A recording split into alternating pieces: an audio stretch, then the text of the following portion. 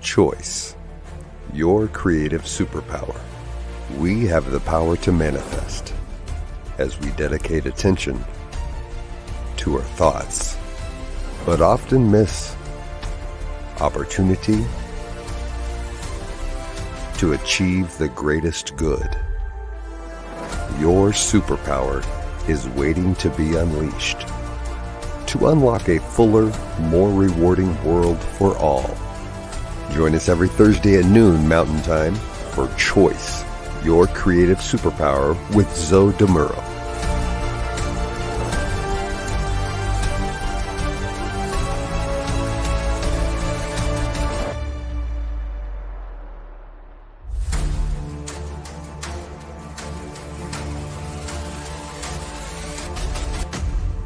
And now, here's Zoe.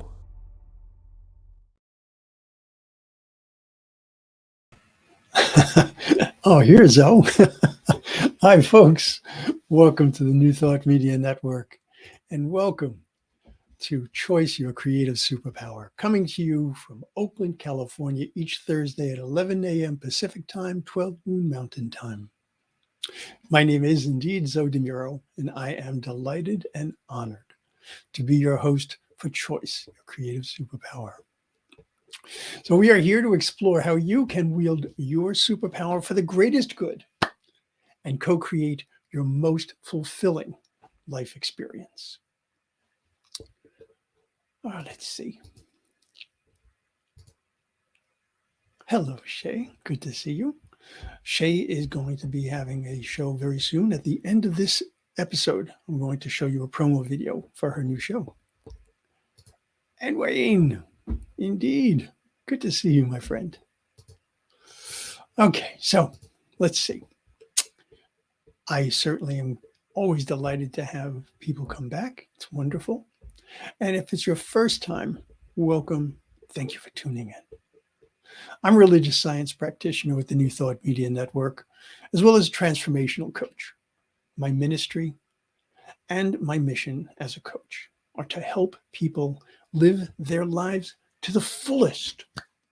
So today, in episode 53, we'll be exploring the relationship between choice and conflict.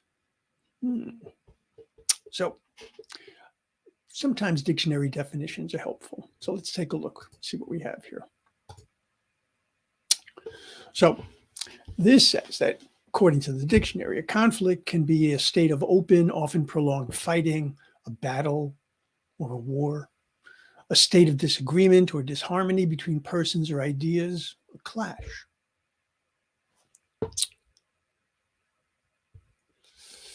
I don't know why you can't hear me, so let's just hang on for 1 second, folks. Let me see what I can do here.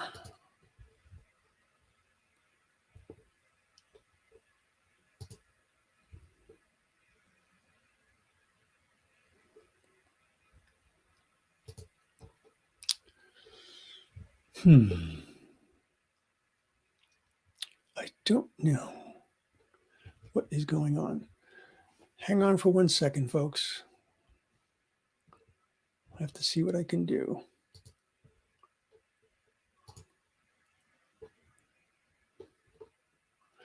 Okay, so let's do a test. Can you hear me now?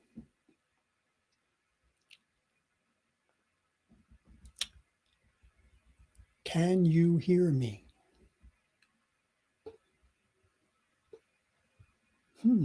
I don't know. All right.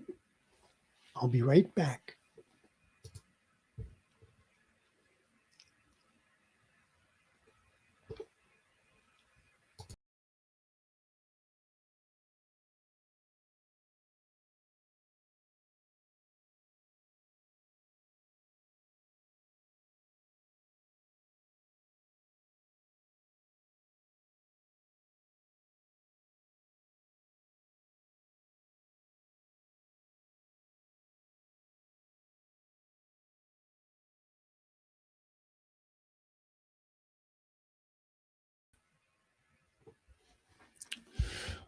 Okay, folks. I'm hoping that you can hear me now. Yes? No? Anyone? Bueller? It's going to be one of those days, isn't it? Well, I'm just going to have to assume that you can hear me, and I'm going to continue with the show. So this is where I was. We were looking at the idea of conflict. You can hear me now. Excellent. Thank you so much. Okay, so what was the last part I didn't read yet? Oh yeah, an emotional or mental disturbance resulting from the opposition or simultaneous functioning of mutually exclusive impulses, desires, or tendencies. That's a mouthful. Well, I think we can do this in simpler terms. So let's take a look at this one. Now, this is the way conflict actually plays out in our lives. Conflict is a natural part of human interaction. Conflict is a term that refers to situations in which two or more sides appear to be pulling or pushing in opposing directions. It's a perception, meaning it only really exists if it's acknowledged by the parties that are experiencing it.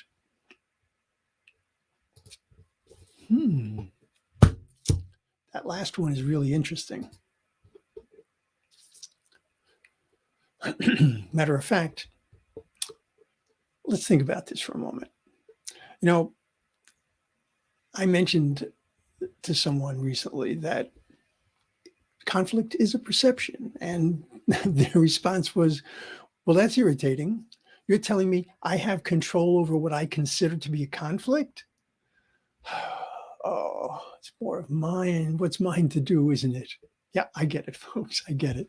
Every time we consider what's truly going on in our life, we find more and more choice points, more and more opportunities for us to be able to make a difference in our lives, to choose how we will co-create our life experience. Now, since we're talking about those realizations that might very well bring about a rueful sigh, choice itself is inherently a conflict. Think about it. It's an either or, not a both and situation, which is not to say that simply avoiding making any choices means you'll actually be avoiding conflict, unless, I suppose you could be so blasé about everything in your life that you have no boundaries, no needs, no wants, no personal values. You get the picture. I mean, basically it would mean that you have no identity at all. Not a likely situation. Not a likely situation. But there's no denying that your choices can have a tremendous impact on conflict, just as conflict can have a tremendous impact on your choices. So, to explore conflict, it's helpful to understand the stages, if you will, of a conflict. So, in general terms, it looks something like this.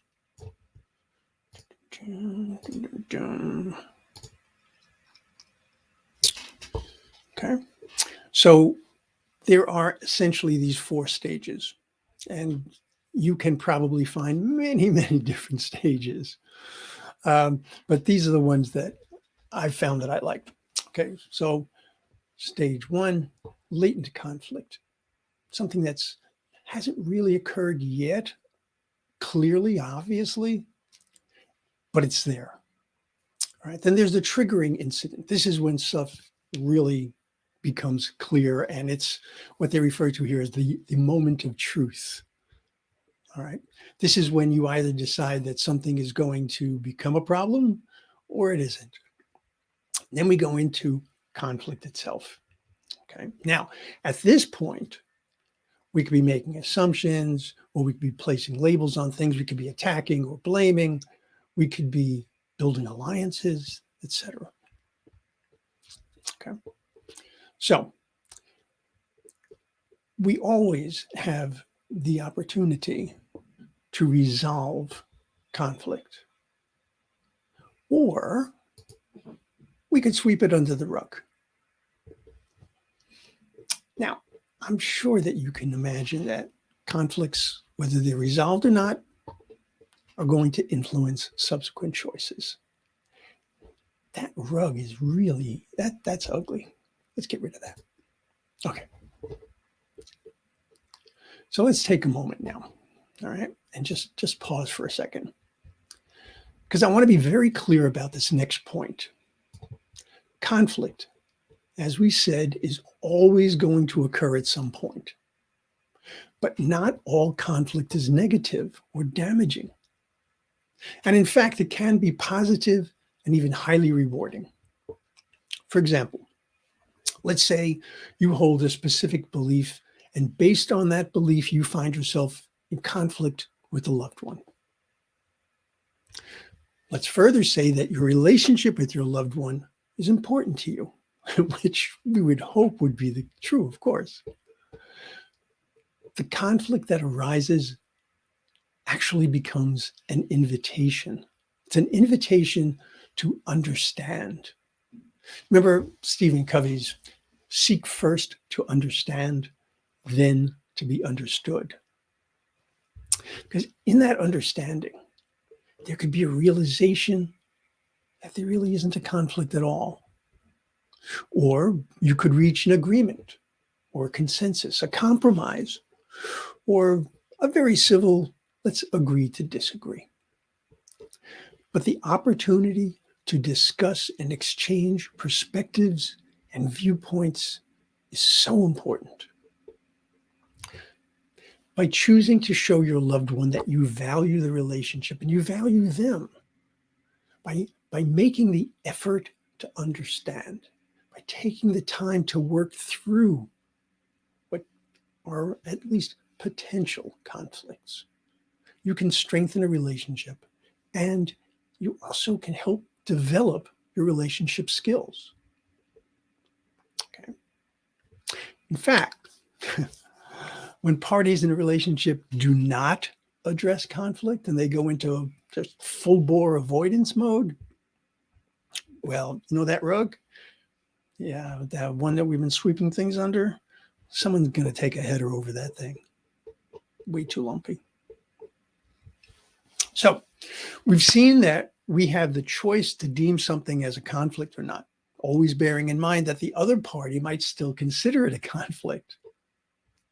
This is one of those situations where those arrows that we saw in that diagram do indeed truly become circular, right? With this conflict feeding on itself and generating deeper, more entrenched or recurring conflict. Now, conflicts tend to fall into specific categories or archetypes. So I want you to take a look at this one.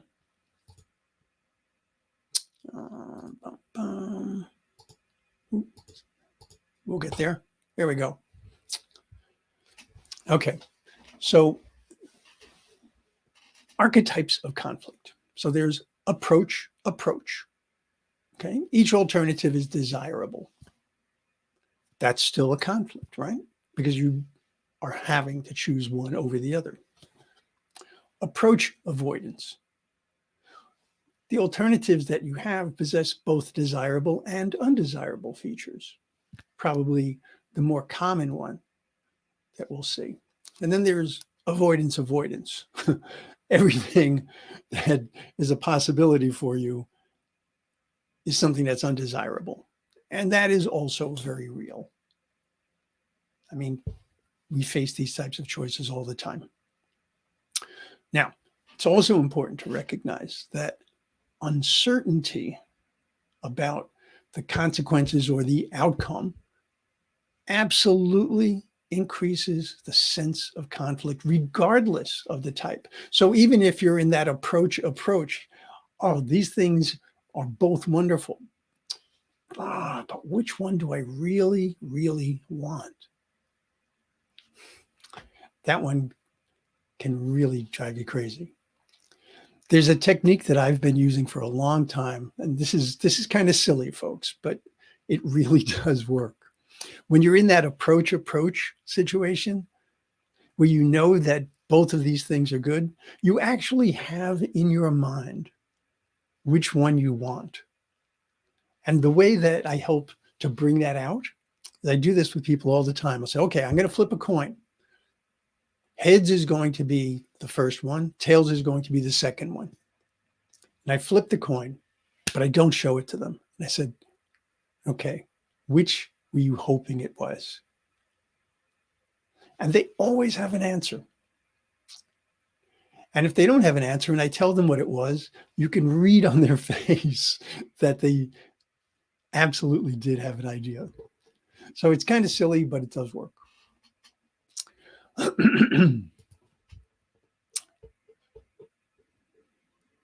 So in that very first one, the approach, just want to quickly run through this again.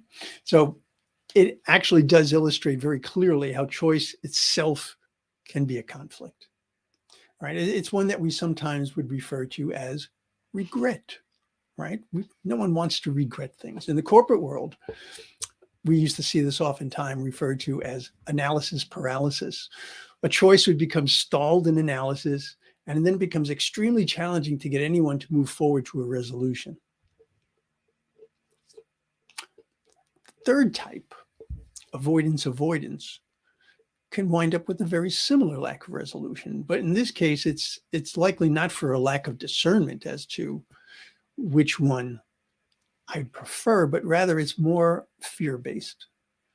Which one is going to hurt more? Which one is going to bring about a greater sense of concern or danger? That brings us to the ever-present import and impact of mindset. Yep, we're going there again, folks. While we don't get to choose to have no conflicts in our life, we certainly do get to choose how we view conflict in the first place. Now, some people see conflict as simply being unsettling. It's distressful. Other folks seem to really revel in conflict and look forward to it. The rest of us, well, we recognize that conflict is a part of life, and we approach it with varying degrees of concern and engagement. One of the many lessons that the pandemic, COVID, gave us, whether we liked them or not, was the effect of co-stressors on our mindset and our subsequent choices. So situations and circumstances that we might have easily navigated prior to the pandemic became conflicts, significant conflicts at times. If you go back to the episode where we spoke about energy and really kind of get down to the idea of that emotional energy and how important that is, you can see how these things fit together. As you become more stressed, as you become more entrenched in conflict, your choices start to feel more limited. They start to feel more important. Things that weren't problematic before suddenly seem to be problematic. There's another silly example. I remember being in a store, grocery store, and someone in line for the checkout sneezed. Oh, you would think that they had just produced a weapon the way people reacted. I mean, there were people like moving out of the way and stepping back. And oh my, take a situation that arises when you've had a poor night's sleep. And you might very well notice that a minor annoyance can become an absolute raging argument because the energy has depleted, because what was not a conflict suddenly becomes one. Now, for me, I know that taking the possibility of conflict and adding either a specific person or a specific place or even time. It could be time of day, it could be time of day of the week, it could be month of the year, whatever it might be. Holidays, for example, perfect example of this one. Right?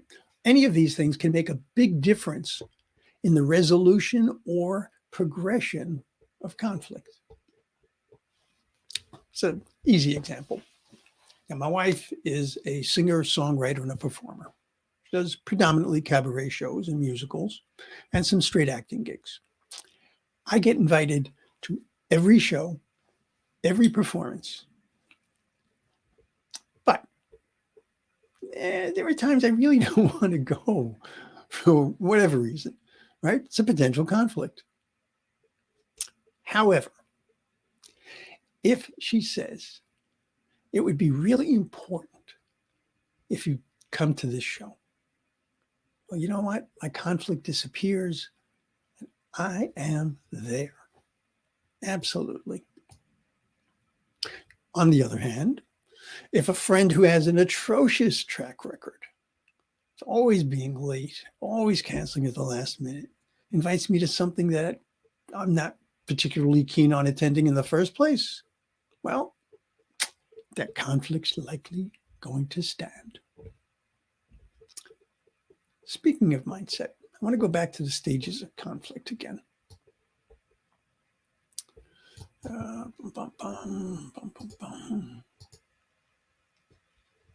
Okay.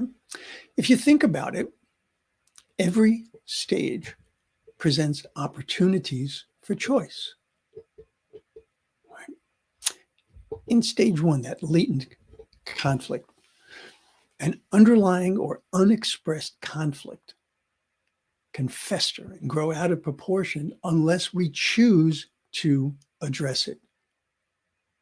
All right. Talk about the triggering incident. Triggering incident is a crossroads, no question. How will we act or react? Will we choose to engage or downplay? Will we escalate or de-escalate?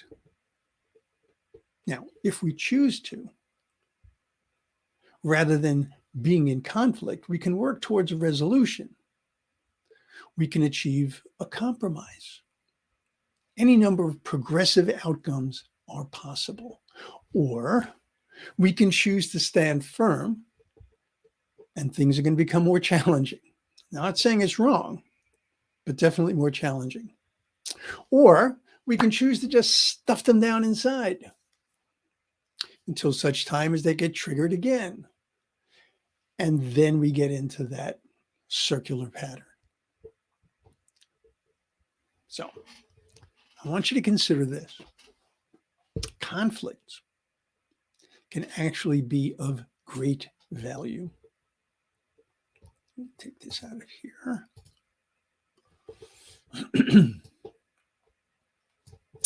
Now, how in the world is a conflict going to be of value? Well, for one thing, they surface issues which need to be addressed. They can actually enable people to develop a greater sense of trust and safety with one another. I mean, think about it. This works from both sides, right? If there's something that you feel that you're in conflict with another person and you don't tell them about it, in essence, you are eroding a sense of trust with that person. Now, you might feel that they cannot hear it, right? That could be a true safety issue. That is certainly possible.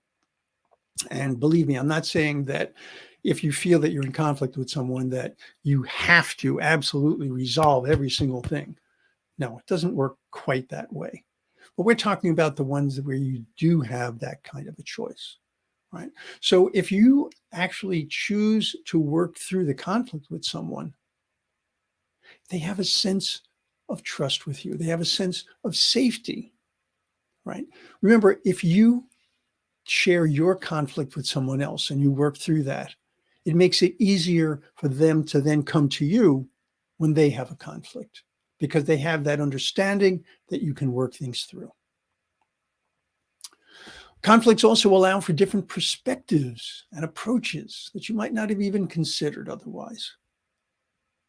Right? You can use conflicts to get a clearer understanding of healthy boundaries. Healthy boundaries. Now, it is certainly possible that you could be in conflict with someone because their boundaries are incredibly tight, or your own. Right? Being able to understand what's at the heart of the conflict, being able to understand whether it is something that is truly of importance, or if it's a matter of habit or a matter of circumstance, right, can make a huge difference. So we want to be aware of how different conflicts affect us, because it helps us to develop insightful and effective communication. All right. And let's face it, folks, when we're talking about how to live life more fully, communication becomes a real key component of that. We're talking about relationships. We're talking about love. We're talking about anything in the world where it's not simply ourselves. Communication becomes critical. Now, conflict often evokes emotions, right? And emotions can cloud one's judgment. They can lead to impulsive or rash choices. So if something comes up in your mind as a conflict and you can feel that emotion, it's like, what is the emotion? Is it anger? Is it fear? Whatever it might be, ensure that you're not getting into kind of a tunnel vision where you're only able to focus on the problem, that conflict, without being able to see it in the larger context and consider possible resolutions. Right? So we don't ever want to ignore our emotions. We don't want to deny our emotions, but we want to let them inform us, not rule us.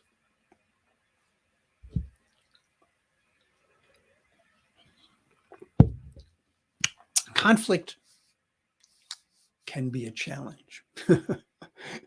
It can actually challenge your sense of identity. If you feel that because you identify with a particular group, a philosophy, or a set of values, that you're at odds with someone, that could be a cause for conflict. If you're unwilling to see another person's perspective or to work towards a resolution, that can create a deep-seated resentment and a bias, which can color your choices going forward.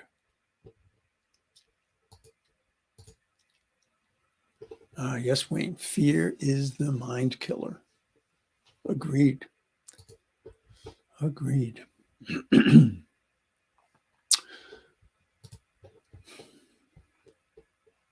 Now, as always, this is not a simple black and white situation that every conflict requires that you acquiesce or even get to a resolution. But we do benefit from choosing to understand every conflict to the best of our abilities, right?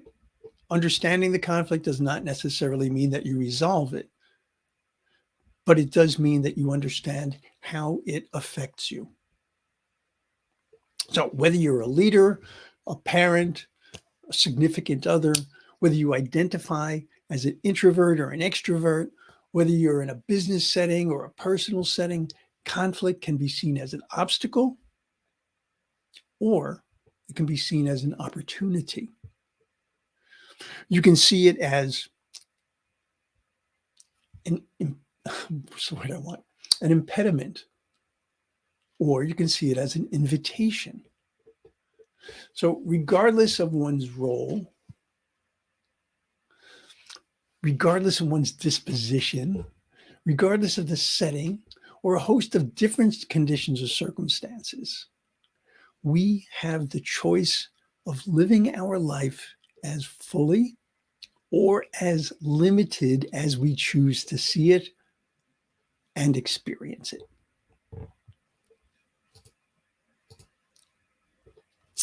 Regina, good to see you.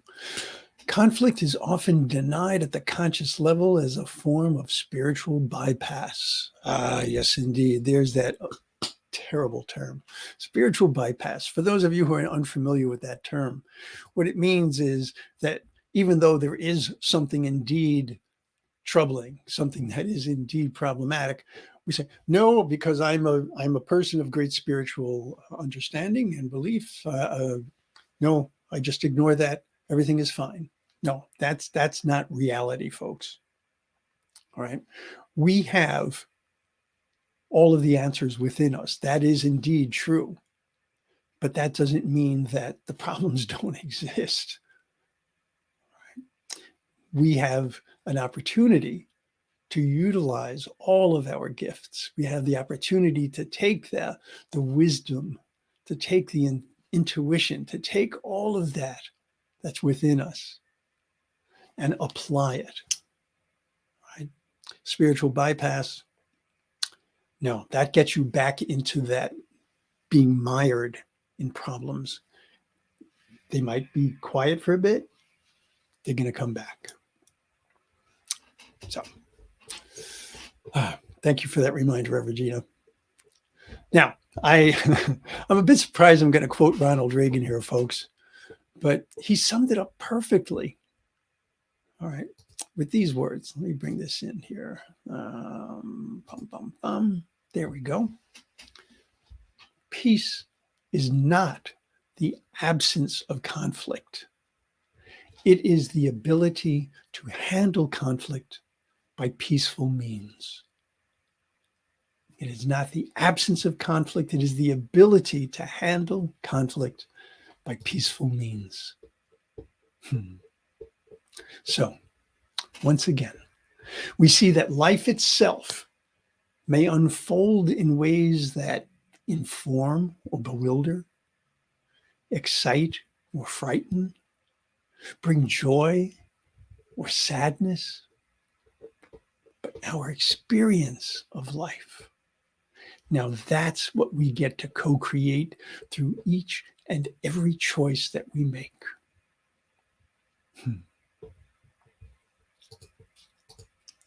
Oh, hi, Garrett. You can always listen to the recording and you can get to see all different places where I screwed things up. It's great. Good to have you here, though. Okay, so let me see. Where am I? Yes. Well, that's going to do it for choice and conflict. If there is anything that you would like to tell me about conflict in your life, anything that you would like to explore in more detail, by all means, let me know. If we have enough content, I'll do an additional episode. Be more than happy to do that. And I'm always interested in what topics you find important. So you can always reach me through this email address. If I can find it here. There we go. zodimuro@gmail.com. Okay. Always interested in hearing from you. Let me get rid of this. Now, I had said that I wanted to show you a video today. Okay. As much as I appreciate you spending time with me, I want you to give yourself a gift. All right. Give yourself a gift. Explore ntmedia.org to see what we have going on, because there's so much and we're always adding something new. So in fact, here is a promo. If I can bring this up. Bum, bum, bum.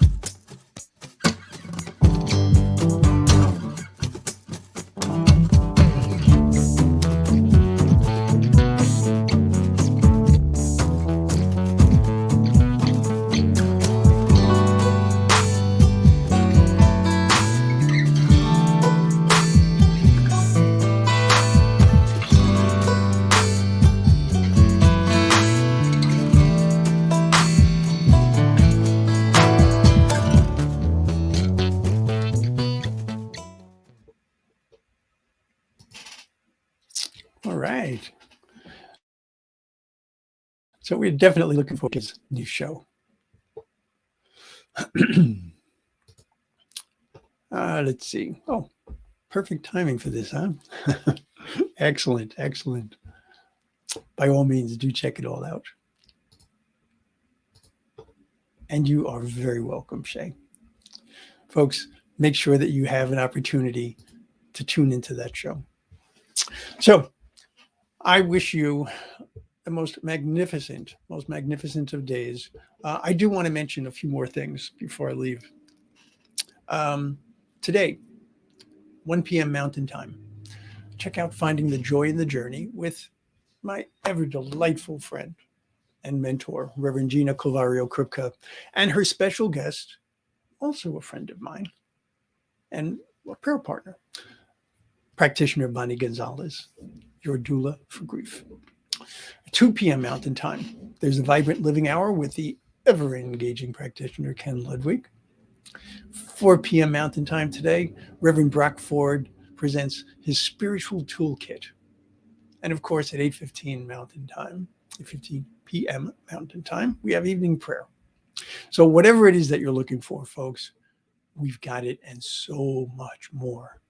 If you have an opportunity to help us out, because you know it takes time, talent, and treasure to bring the message of new thought out into the world, by all means, go to ntmedia.org/donate. Help us spread the word. Help us spread the joy of new thought.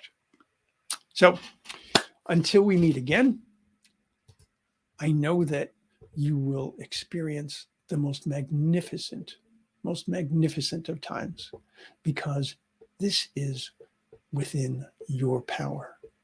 This is your choice. Enjoy. Choice. Your creative superpower. We have the power to manifest as we dedicate attention to our thoughts, but often miss opportunity to achieve the greatest good. Your superpower is waiting to be unleashed to unlock a fuller, more rewarding world for all. Join us every Thursday at noon Mountain Time for Choice, Your Creative Superpower with Zoe Muro.